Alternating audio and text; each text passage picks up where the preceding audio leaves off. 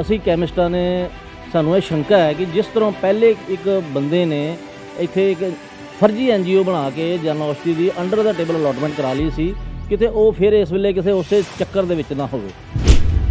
ਜਿਹੜੀ ਇਹ ਜਨ ਔਸ਼ਧੀ ਖੁੱਲੀ ਹੈ, ਅਸੀਂ ਇਹਦੇ ਵਿਰੋਧੀ ਨਹੀਂ ਹਾਂ। ਅਸੀਂ ਇਹ ਚਾਹੁੰਦੇ ਹਾਂ ਕਿ ਵੀ ਸਰਕਾਰ ਜਨ ਔਸ਼ਧੀ ਜ਼ਰੂਰ ਖੋਲੇ, ਲੇਕਿਨ ਸਰਕਾਰ ਆਪ ਚਲਾਵੇ ਜਾਂ ਫਿਰ ਕਿਸੇ ਐਨਜੀਓ ਨੂੰ ਜਾਂ ਕੋਈ ਪ੍ਰਾਈਵੇਟ ਪਾਰਟੀ ਨੂੰ ਦੇਣੀ ਹੈ ਤਾਂ ਅੰਡਰ ਦਾ ਟੇਬਲ ਨਾ ਦੇਵੇ। ਜੀ ਕਿੰਨਾ ਸੱਚ ਹੈ ਵੀ ਕੈਮਿਸਟਾਂ ਨੇ ਡਾਕਟਰਾਂ ਦੀਆਂ ਵਾਰਡਾਂ ਲਾਈਆਂ ਹੋਈਆਂ, ਉਹਨਾਂ ਦੇ ਸਾਰੇ ਵਾਰਡਾਂ ਦੀਆਂ ਪਰਚੀਆਂ ਆਪਣੇ ਕੋਲ ਮੰਗਾ ਲੈਂਦੇ, ਕਿੰਨਾ ਕੁ ਸੱਚ ਹੈ? ਦੇਖੋ, ਤਾਲੀ ਇੱਕ ਹੱਦਾਂ ਦੇ ਵੱਜਦੀ ਨਹੀਂ, ਇਹਦੇ ਵਿੱਚ ਤੇ ਹਰ ਮਹਿਕਮੇ 'ਚ ਕਾਲੀਆਂ ਭੇਡਾਂ ਆਈਆਂ, ਇਹਨਾਂ 'ਚ ਡਾਕਟਰ ਵੀ ਇਨਵੋਲਵ ਹੋਣਗੇ ਜਿਹੜੇ ਭੇਜਦੇ ਆ। ਗਵਰਨਮੈਂਟ ਏਜੰਸੀਜ਼ ਦੇ ਥਰੂ ਹੁਣ ਕੁਝ ਆਪਣੀਆਂ ਸ਼ਾਪਸ ਜਿਹੜੀਆਂ ਨੇ, ਜਿਹੜੀਆਂ ਦਵਾਈਆਂ ਦੀਆਂ ਮੈਡੀਸਿਨ ਸ਼ਾਪਸ ਦਾ ਜਨ ਔਸ਼ਧੀ ਵਗੈਰਾ ਦਾ ਸ਼ੁਰੂ ਕਰ ਰਹੇ ਹਾਂ। ਉਹ ਮੰਤਰੀ ਜੀ ਜਿਹੜੇ ਨੇ ਉਹਨਾਂ ਨੇ ਕਿਹਾ ਸੀ ਕਿ ਇਹ ਚੀਜ਼ਾਂ ਨੂੰ ਇਨੀਸ਼ੀਏਟ ਕੀਤਾ ਜਾਏ। ਉਹਦੇ ਸੰਬੰਧ ਵਿੱਚ ਉਹਨਾਂ ਦੀਆਂ ਕੁਝ ਖਦਸ਼ੇ ਸੀ, ਉਹਦੇ ਰਿਗਾਰਡਿੰਗ ਮਿਲਣ ਆਏ ਸੀ। ਡਾਕਟਰ ਸਾਹਿਬ ਇਹ ਕੀ ਕਹਿੰਦੇ, ਜਨ ਔਸ਼ਧੀ ਖੋਲ੍ਹਣ ਦੇ ਖਿਲਾਫ ਨੇ ਵੀ ਨਹੀਂ ਖੋਲ੍ਹਣੀ ਚਾਹੀਦੀ? ਨਹੀਂ ਜੀ, ਖਿਲਾਫ ਨਹੀਂ ਹੈਗੇ। ਉਹ ਇੱਕ ਪਰਟੀਕੂਲਰ ਗਰੁੱਪ ਜਿਹੜਾ ਹੈਗਾ ਜਿਹਨੇ ਪਹਿਲਾਂ ਜਨ ਔਸ਼ਧੀ ਦੇ ਵਿੱਚ ਅਪਲਾਈ ਕੀਤਾ ਸੀ, ਉਹਦੇ ਰਿਗਾਰਡਿੰਗ ਆਈ ਸੀ ਕਿ ਪ੍ਰਾਈਵੇਟ ਪਾਰਟੀਆਂ ਜਿਹੜੀਆਂ ਨੇ ਉਹਨਾਂ ਨੂੰ ਅਵੋਇਡ ਕੀਤਾ ਜਾਏ।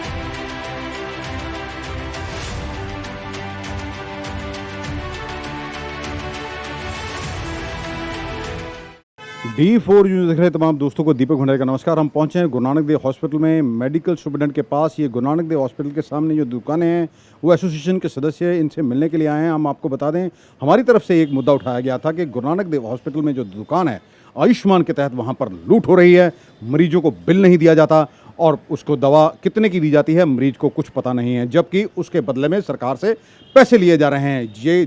ये बहुत ही एक सुनियोजित तरीके से खेल चल रहा है। आज एसोसिएशन के सदस्य भी medical superintendent doctor KD Singh से मिले हैं, इनसे बात करते हैं भी आखिरकार क्या मुद्दा है। की नाम है थोड़ा? ਰਾਮ ਸਿੰਘ ਪਵਾਰ। पवार जी, ਅੱਜ ਤੁਸੀਂ ਸਾਰੇ ਐਸੋਸੀਏਸ਼ਨ ਦੇ ਲੋਕ ਮਿਲਣ ਆਏ ਹੋ, ਕੀ ਰੀਜ਼ਨ ਹੈ? ਸਾਨੂੰ ਭਰੋਸੇਯੋਗ ਸੂਤਰਾਂ ਤੋਂ ਪਤਾ ਲੱਗਾ ਸੀ ਕਿ ਵੀ ਸਰਕਾਰ ਜਿਹੜੀ ਹੈ ਉਹ ਜਨ ਔਸ਼ਧੀ ਖੋਲ੍ਹਣ ਜਾ ਰਹੀ ਹੈ। ਅਸੀਂ ਕੈਮਿਸਟਾਂ ਨੇ ਸਾਨੂੰ ਇਹ ਸ਼ੰਕਾ ਹੈ ਕਿ ਜਿਸ ਤਰ੍ਹਾਂ ਪਹਿਲੇ ਇੱਕ ਬੰਦੇ ਨੇ ਇੱਥੇ ਇੱਕ ਫਰਜ਼ੀ ਐਨਜੀਓ ਬਣਾ ਕੇ ਜਨ ਔਸ਼ਧੀ ਦੀ ਅੰਡਰ ਦਾ ਟੇਬਲ ਅਲਾਟਮੈਂਟ ਕਰਾ ਲਈ ਸੀ, ਕਿਤੇ ਉਹ ਫਿਰ ਇਸ ਵੇਲੇ ਕਿਸੇ ਉਸੇ ਚੱਕਰ ਦੇ ਵਿੱਚ ਨਾ ਹੋਵੇ। ਕੌਣ ਹੈ ਉਹ ਬੰਦਾ ਜਿਹਨੇ ਫਰਜ਼ੀ ਐਨਜੀਓ ਬਣਾ ਕੇ ਅਲਾਟਮੈਂਟ ਕਰਾਈ ਸੀ ਆਪਣੀ? ਉਹਨਾਂ ਦੇ ਵਿੱਚੋਂ ਇੱਥੇ ਉਹਨਾਂ ਦੀ ਸ਼ਾਪ ਹੈ ਜਿਹੜੀ ਕਿ ਉਹਨਾਂ ਦੇ ਉੱਤੇ ਪੀਪੀ ਐਕਟ ਵੀ ਲੱਗਾ ਹੈ, ਸਰਕਾਰ ਦਾ ਡਿਫਾਲਟਰ ਵੀ ਹੈ। ਉਹਨਾਂ ਦੀ ਹਸਪੀਟਲਾਂ ਦੀ ਇੱਕ ਦੋ ਸ਼ਾਪਸ ਹੈਗੀਆਂ। ਨਾਮ ਕੀ ਉਹਨਾਂ ਦਾ?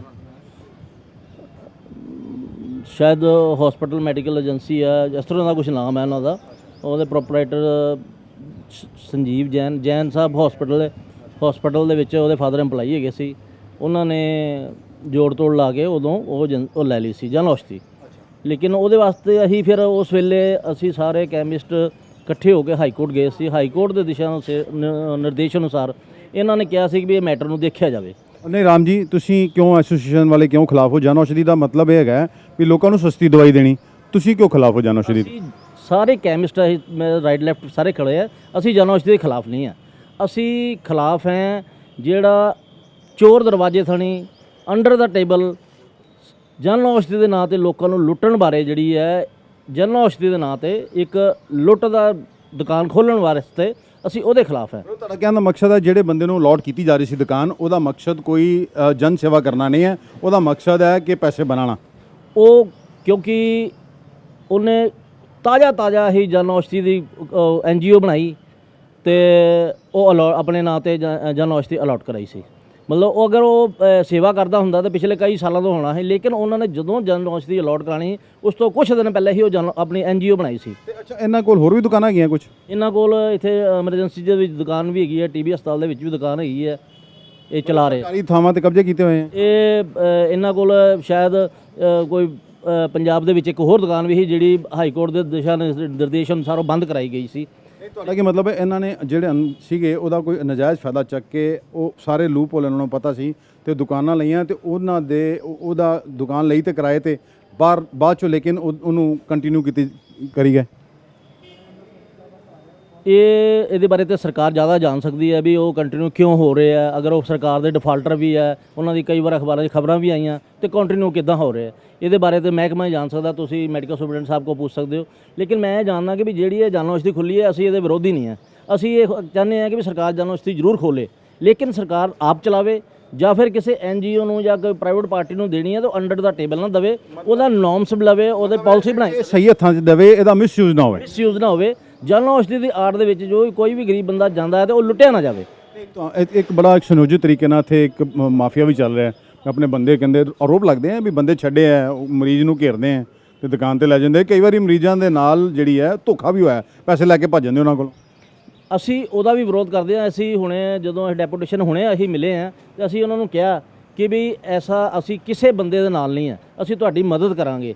ਇਹਦੇ ਨਾਲ ਕੀ ਹੁੰਦਾ ਕਿ ਜਿਹੜੇ ਆ ਬੰਦੇ ਕੁਝ ਦੁਕਾਨਦਾਰ ਜਿਹੜੇ ਆ ਕੇ ਆਪਣੇ ਬੰਦੇ ਛੱਡੇ ਹੋਏ ਜਿਹੜੇ ਉਹ ਮਰੀਜ਼ਾਂ ਨੂੰ ਗੁੰਮਰਾਹ ਕਰਦੇ ਆ, ਉਹਨਾਂ ਨਾਲ ਕਈ ਵਾਰ ਸਨੈਚਿੰਗ ਵੀ ਹੋ ਜਾਂਦੀ ਹੈ। ਅਸੀਂ ਉਹਨਾਂ ਦਾ ਵਿਰੋਧ ਕਰਦੇ ਹਾਂ। ਅਸੀਂ ਰਾਮ ਸਿੰਘ ਜੀ, ਜਿਵੇਂ ਤੁਸੀਂ ਹੁਣੇ ਅੰਦਰ ਕਿਹਾ ਉਹਨਾਂ ਨੂੰ ਵੀ ਇੱਥੇ ਦੁਕਾਨਦਾਰ ਆਯੁਸ਼ਮਾਨ ਦੇ ਨਾਮ ਤੇ ਮਰੀਜ਼ਾਂ ਕੋਲੋਂ ਜ਼ਿਆਦਾ ਪੈਸੇ ਲੈ ਰਿਹਾ, ਉਹਨਾਂ ਨੂੰ ਬਿੱਲ ਨਹੀਂ ਦਿੱਤਾ ਜਾ ਰਿਹਾ, ਤੇ ਤੁਹਾਡਾ ਉਹਦੇ ਬਾਰੇ ਕੀ ਕਹਿਣਾ ਹੈ?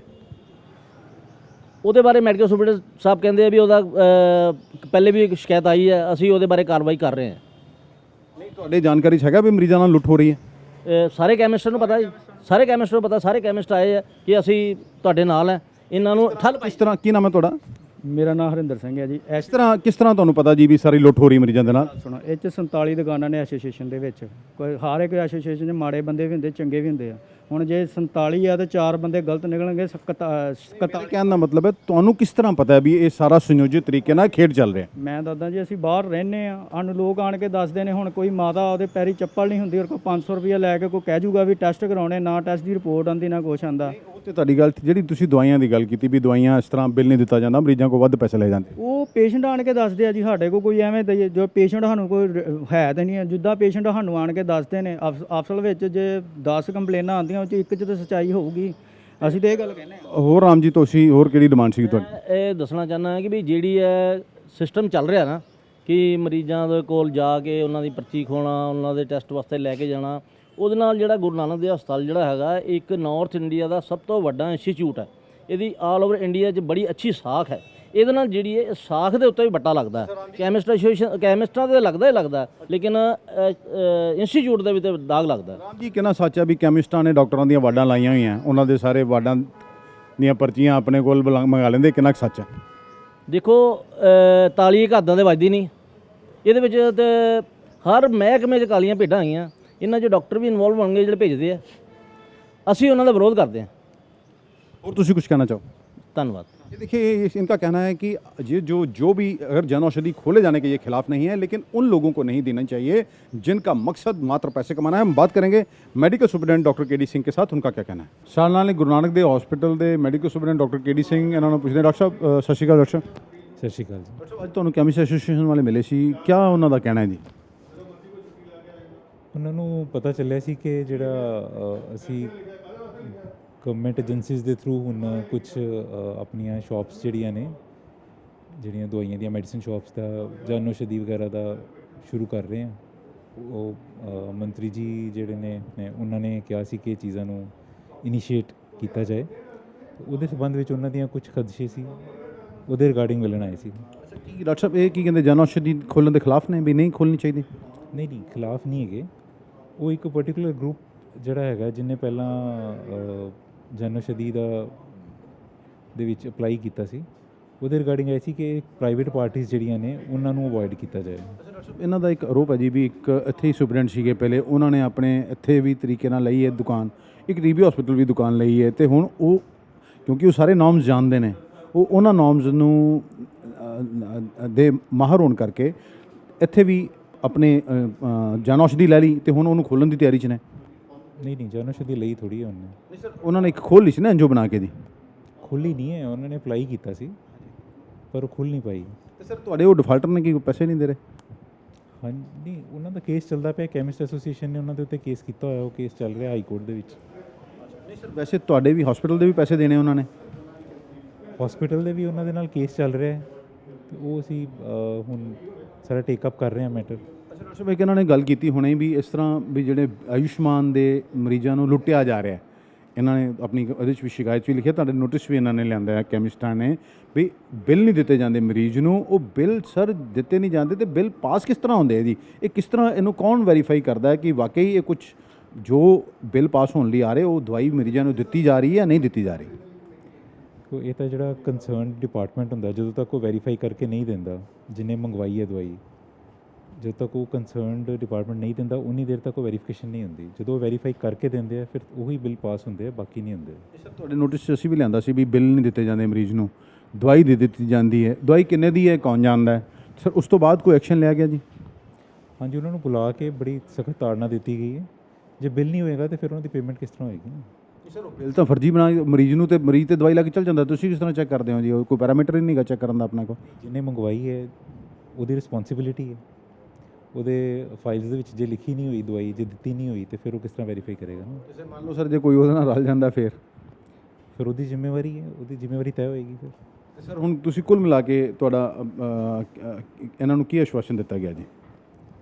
ਦੇਖੋ ਅਸੀਂ ਤਾਂ ਇਹੋ ਹੀ ਕਹਿ ਕਿ ਇਹਨਾਂ ਚੀਜ਼ਾਂ ਨੂੰ ਰੋਕਣ ਦੇ ਲਈ ਹੀ ਗਵਰਨਮੈਂਟ ਜਿਹੜੀ ਹੈ ਉਹ ਹਾਂ ਸਖਤ ਹੋਈ ਹੈ। ਅਤੇ ਜਿਹੜਾ ਹਸਪੀਟਲ ਪ੍ਰਸ਼ਾਸਨ ਜਿਹੜਾ ਅਤੇ ਸਰਕਾਰ ਮਿਲ ਕੇ ਇਸ ਚੀਜ਼ ਨੂੰ ਠੀਕ ਕਰਨ ਦੇ ਲਈ ਹੀ ਜਿਹੜੇ ਉਪਰਾਲੇ ਕਰ ਰਹੇ ਹੈ, ਤਾਂ ਹੀ ਇਹ ਜਿਹੜੀਆਂ ਗੱਲਾਂ ਆਈਆਂ ਨੇ, ਜਿਹੜਾ ਜਨ ਔਸ਼ਧੀ ਵਗੈਰਾ ਦਾ ਜਿਹੜਾ ਆਇਆ ਹੈ, ਤਾਂ ਹੀ ਉਹ ਗੱਲ ਸ਼ੁਰੂ ਹੋਈ ਹੈ। ਪੂਰੀ ਸਾਡੀ ਇਹੋ ਹੀ ਕੋਸ਼ਿਸ਼ ਹੈ ਕਿ ਜਿਹੜੀਆਂ ਗਵਰਨਮੈਂਟ ਏਜੰਸੀਜ਼ ਨੂੰ ਹੀ ਅਲਾਓ ਕੀਤਾ ਜਾਏ ਕਿ ਉਹ ਹਸਪੀਟਲ ਦੇ ਵਿੱਚ ਸ਼ਾਪਸ ਜਿਹੜੀਆਂ ਨੇ ਉਹ ਚਲਾ ਸਕਣ। ਸਰ ਇੱਕ ਤੁਹਾਡੇ ਵੱਲੋਂ ਸਰ ਸਰਕੂਲਰ ਕੱਢਿਆ ਗਿਆ ਸੀ ਕਿ ਜਿਹੜੀ ਜੈਨਰਿਕ ਮੈਡੀਸਨ ਹੈ ਉੱਤੇ 45% ਲੈਸ, ਤੇ ਜਿਹੜੀ ਐਥੀਕਲ ਹੈ ਜੀ ਉੱਤੇ 16% ਲੈਸ ਦਿੱਤਾ ਜਾਏ। ਬਟ ਇਹ ਸਰ ਪੇਸ਼ੈਂਟ ਕਿੱਦਾਂ ਡਿਫਰੈਂਸ਼ੀਏਟ ਕਰੇਗਾ? ਕਿਉਂਕਿ ਇਹ ਡਿਫਰੈਂਸ਼ੀਏਟ ਕਰਨਾ ਤੁਹਾਡੇ ਲਈ ਵੀ ਬੜਾ ਮੁਸ਼ਕਿਲ ਹੈ ਅਤੇ ਮੇਰੇ ਲਈ ਵੀ, ਸਾਡੇ ਲਈ ਵੀ ਬੜਾ ਮੁਸ਼ਕਿਲ ਹੈ। ਅਤੇ ਪੇਸ਼ੈਂਟ ਨੂੰ ਤਾਂ ਬਿਲਕੁਲ ਨਹੀਂ ਪਤਾ ਜੀ ਵੀ ਜੈਨਰਿਕ ਹੈ ਜਾਂ ਦੂਸਰੀ ਹੈ ਜੀ। पेशेंट को नहीं पता, पर डॉक्टर्स जेडे ले रहे हैं लिख के दे रहे हैं दवाई, उन्होंने तो पता है। ये थे डॉक्टर केडी सिंह। इनका कहना है कि केमिस्ट एसोसिएशन वाले आज इनको मिले थे, उन्होंने कई चीज़ें इनको बताई हैं कि किस तरह पर यहाँ पर एक खेल चल रहा है। जन औषधि जो इनका कहना है जो खुलेगी, अब ध्यान रखा जाएगा वो किसे दी जानी है, किसी ऐसे हाथ में ना चली जाए जो बाद में इसका दुरुपयोग करे। इनका ये भी कहना है कि जो लोग आयुष्मान के तहत सरकार से पैसा ले रहे हैं और मरीजों को दवा का बिल नहीं दे रहे हैं, उनके खिलाफ भी सख्त कार्रवाई की जाएगी, उनकी पेमेंट रोक ली जाएगी। अब तो आने वाला समय बताएगा कि इनकी ओर से वो पेमेंट रोकी जाती है या नहीं, क्योंकि जो लोग ये धंधा गोरख धंधा चला रहे हैं उनके हाथ भी बहुत लंबे हैं और उनकी सोच भी बहुत लंबी है। अमृतसर से D4 न्यूज़ के लिए दीपक भंडारी की खास रिपोर्ट।